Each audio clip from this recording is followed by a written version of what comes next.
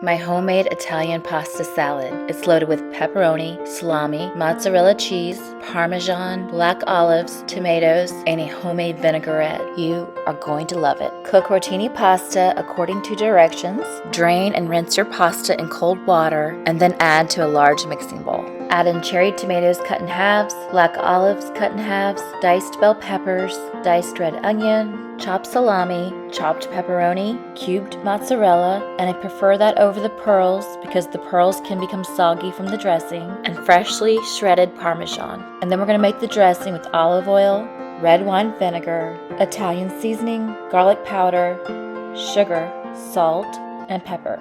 Give it a good mix and then pour on your pasta salad. Give the pasta a good mix until everything is evenly combined. Salt and pepper to taste. Then cover and store for 30 minutes or more before serving. When you're ready to serve, mix the pasta again one more time to ensure that the dressing is not settled to the bottom of the bowl. For full recipe with all the measurements, visit aforkstail.com.